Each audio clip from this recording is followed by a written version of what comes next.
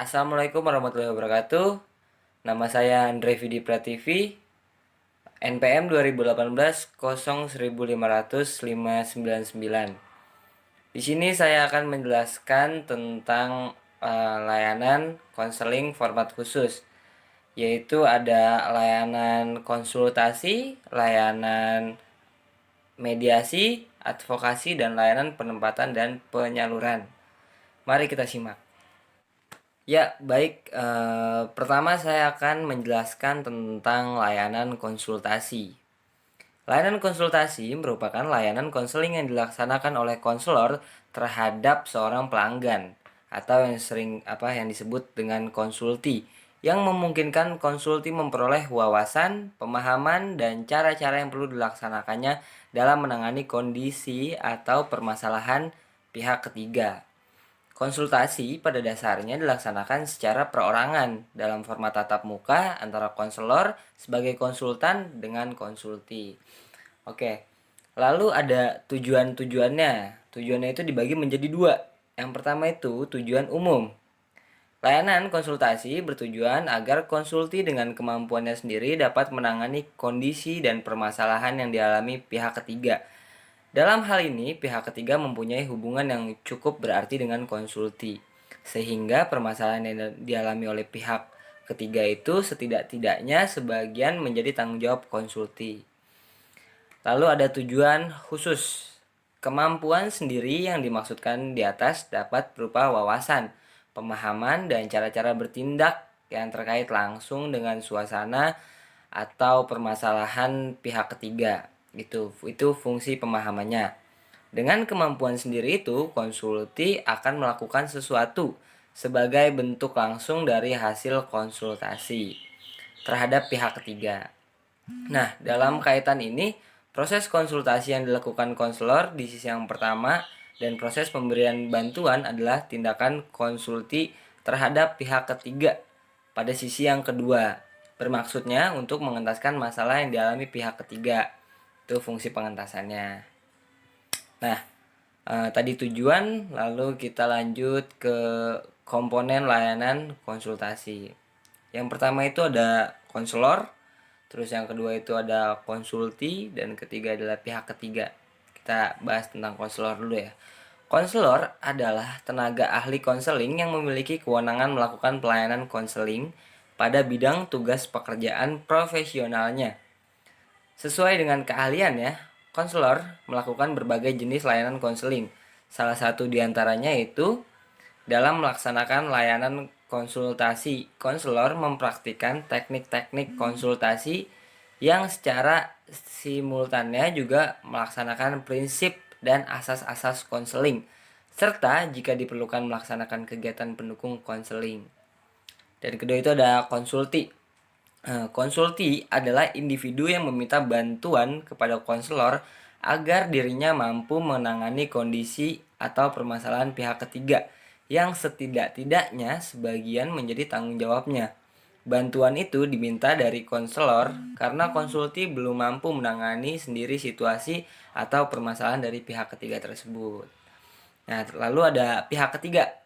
Pihak ketiga adalah individu atau individu-individu yang kondisi atau permasalahannya dipersoalkan oleh konsulti.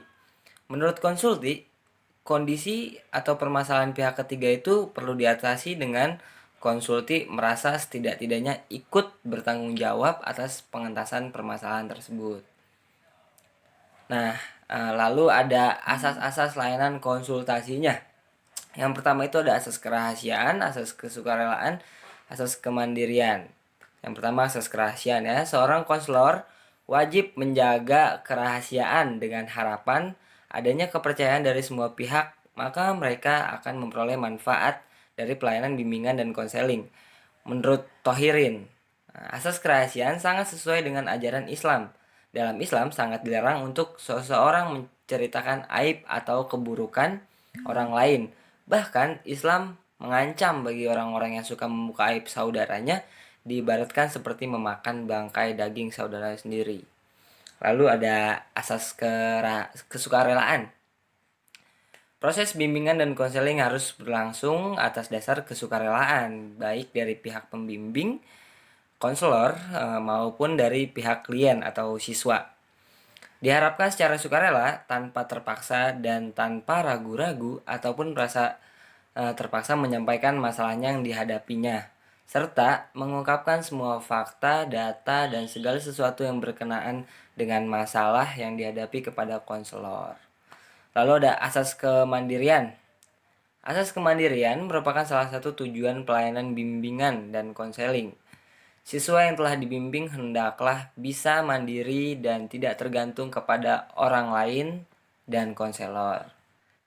Nah, setelah ada layanan konsultasi, lalu ada layanan mediasi. Pengertiannya adalah bisa dimaknai dengan suatu kegiatan yang mengantarai atau menjadi wasilah atau menghubungkan yang semula terpisah.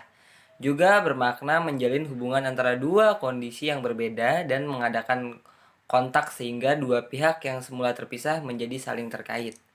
Melalui mediasi atau wasilah, dua pihak yang sebelumnya terpisah menjadi saling terkait, saling mengurangi atau meniadakan jarak, saling memperkecil perbedaan sehingga jarak keduanya menjadi lebih dekat.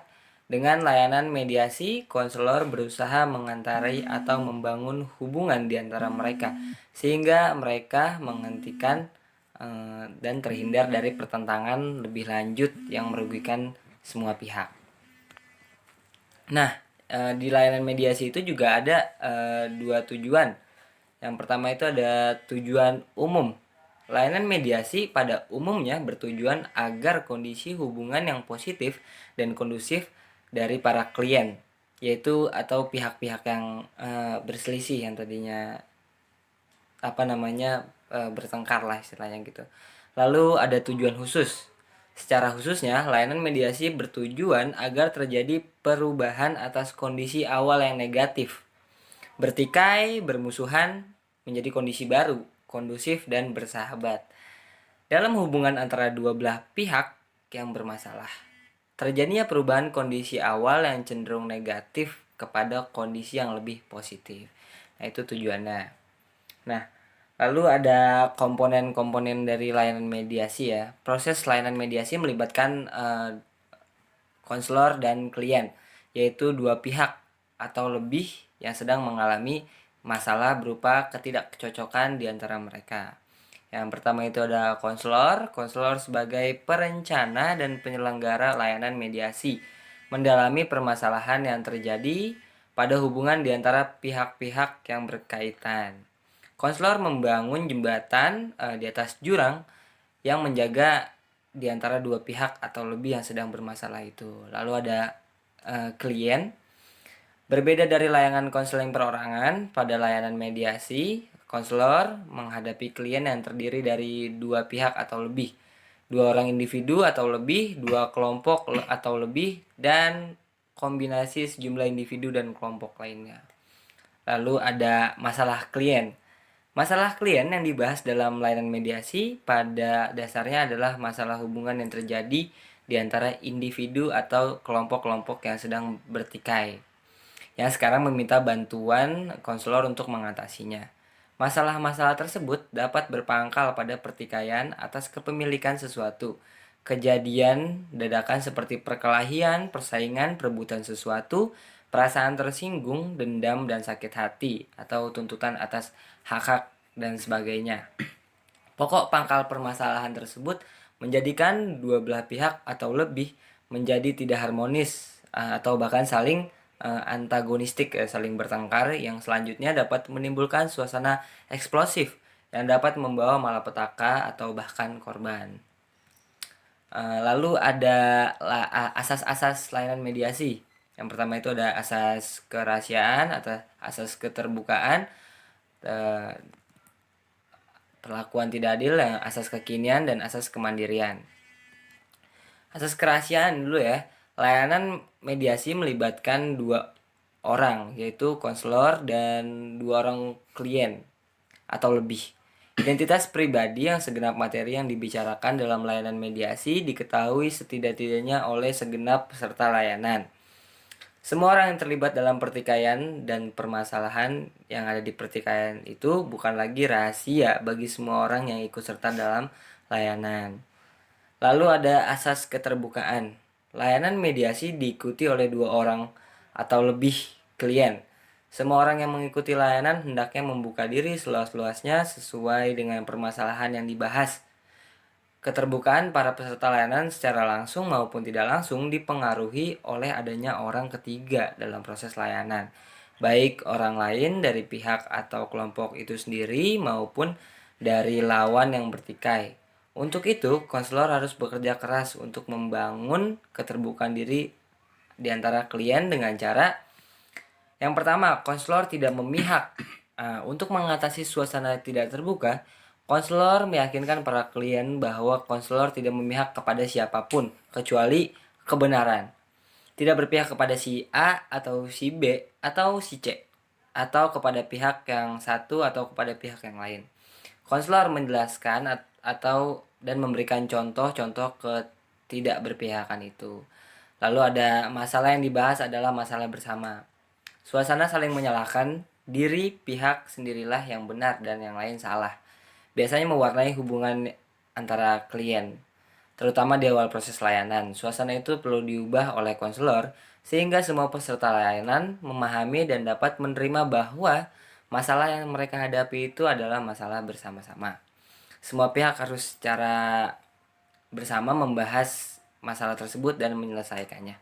Apabila satu pihak saja yang menyelesaikan masalah, pihak lain tidak mau menyelesaikan masalah, maka masalah itu bisa rumit dan layanan mediasi menjadi tidak bermanfaat. Dalam hal ini, sejak awal proses layanan, mengembangkan suasana kebersamaan itu akan memungkinkan semua pihak secara terbuka membahas masalah yang mereka hadapi.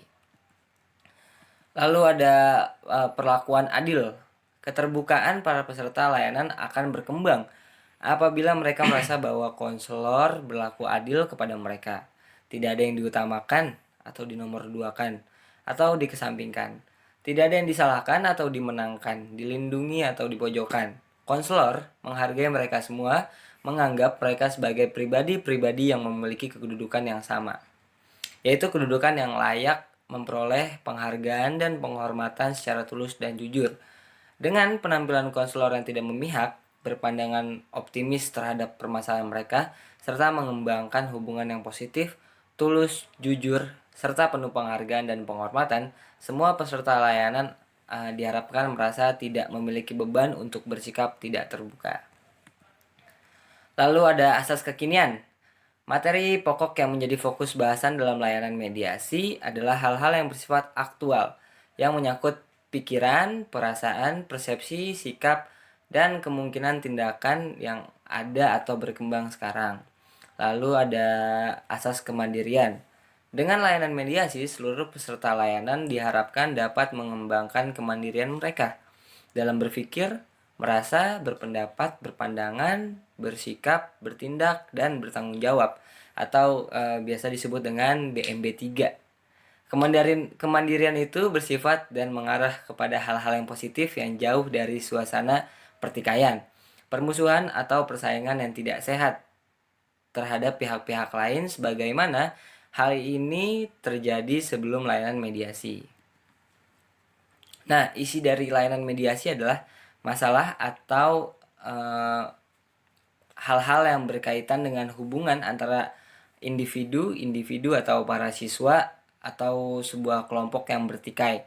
Masalah-masalah tersebut dapat mencangkup pertikaian atas kepemilikan sesuatu, kejadian dadakan atau perkelahian antara siswa atau kelompok siswa, perasaan tersinggung, dendam dan sakit hati, lalu tuntutan atas hak dan lain-lain. Setelah tadi ada layanan mediasi, kita lanjut ke layanan advokasi. Apa sih pengertian layanan advokasi?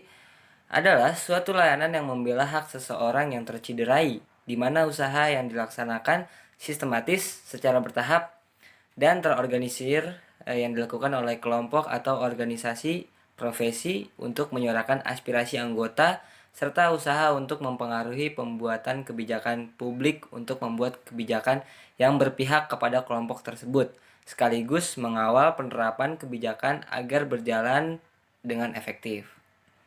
Nah, tujuannya juga ada dua ya di layanan advokasi ini. Ada tujuan umum dan tujuan khusus. Tujuan umumnya adalah layanan advokasi bermaksud untuk mengentaskan klien dari suasana yang menghimpit dirinya karena hak-hak yang hendak dilaksanakan terhambat dan terkekang sehingga keberadaan kehidupan dan perkembangannya khususnya dalam bidang pendidikan menjadi tidak lancar, terganggu atau bahkan terhenti atau mungkin saja bisa terputus. Lalu ada tujuan khusus. Tujuan khusus layanan advokasi adalah membebaskan klien dari cengkeraman pihak tertentu yang membatasi atau bahkan menghapus hak klien dalam masalah klien teratasi. Karena konseling adalah profesi dalam bidang pendidikan, maka layanan advokasi dalam konseling dilakukan berkenaan dengan hak-hak klien dalam bidang pendidikan. Lalu ada komponen-komponennya dalam layanan advokasi. Yang pertama itu ada konselor, kedua adalah korban, dan ketiga adalah pihak-pihak terkait. Konselor sebagai pelaksana layanan advokasi dituntut untuk mampu berkomunikasi, melobi, dan mengambil manfaat sebesar-besarnya dari hubungan dengan pihak-pihak terkait, dan juga mengolah kondisi dan materi secara optimal. Kedua ada korban. Pelanggaran hak merupakan person atau individu atau klien yang menjadi bintang dalam layanan advokasi. Untuk klienlah segenap upaya dilaksanakan. Keputusan atau kondisi yang menerpa klien diupayakan untuk diangkat sehingga tidak ada lagi yang menimpa dan menghinggapi dirinya. Lalu ada pihak-pihak yang terkait. Pihak terkait pertama adalah person yang memiliki kewenangan untuk mempengaruhi terimplementasikannya hak klien. Berpengaruh dari pihak yang berkewenangan itu dapat dalam kadar bervariasi. Pengaruhnya cukup ringan atau sampai amat berat, atau bahkan bisa bersifat final atau fatal. Lalu ada fungsi layanan advokasi.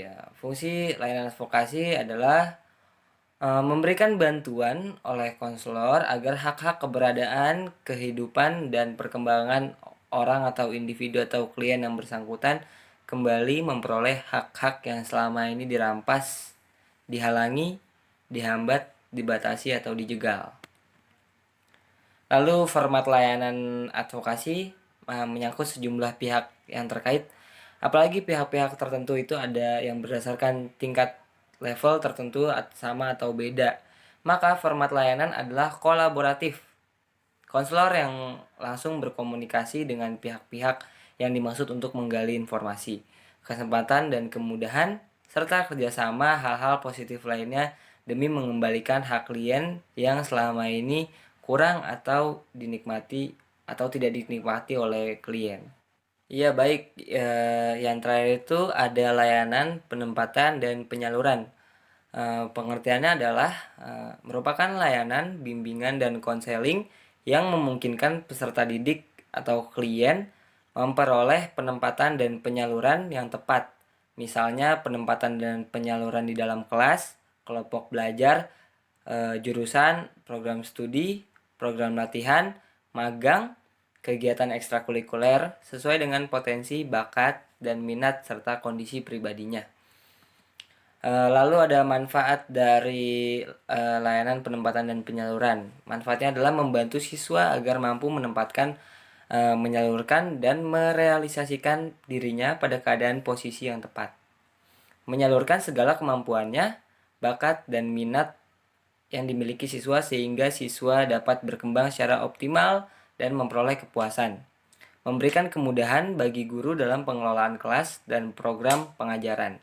Layanan penempatan dan penyaluran harus dilaksanakan secara objektif dan rasional. Oleh karena itu, perlu kegiatan pendukung berupa aplikasi instrumen dan pengumpulan data. Lalu ada bentuk-bentuknya, yaitu ada penempatan dalam kelas, lalu ada kelompok belajar, penempatan dan penyaluran dalam kegiatan ekstrakurikuler, penempatan dan penyaluran jurusan, dan tempat untuk siswa agar siswa nanti ketika lulus dari SMA dia bisa mengerti nih maunya kemana. Lalu ada pendidikan lanjutan atau sekolah sambungan, lalu juga ada penempatan dan penyaluran bidang pekerjaan agar nanti ketika dia lulus juga bisa mengetahui nih yang cocok untuk dia seperti apa. Lalu ada fungsi penempatan, yaitu ada fungsi pemahaman, fungsi pencegahan, fungsi pengentasan, fungsi pengembangan dan pemeliharaan, lalu ada fungsi advokasi. Yang pertama, fungsi pemahaman. Terpahaminya kondisi individu dan lingkungan yang ada dan yang dikehendaki. Lalu fungsi pencegahannya mencegah masalah jika potensi individu tidak sesuai dengan lingkungan untuk mengembangkan potensinya. Lalu fungsi pengentasannya menyelesaikan masalah melalui upaya penempatan pada lingkungan yang sesuai dengan kebutuhan individu. Lalu fungsi pengembangan dan pemeliharaannya, potensi individu menjadi terkembangkan dan terpeliharanya dari hal-hal yang menghambat dan merugikan. Lalu ada yang terakhir, fungsi advokasinya menghindari individu dari keteraniayaan diri dan hak-haknya. Oke, jadi cukup sekian penjelasan tentang layanan konsultasi, mediasi, advokasi, dan penempatan penyaluran dari saya. Kurang lebihnya mohon maaf. Billahi taufiq walhidayah. Wassalamualaikum warahmatullahi wabarakatuh.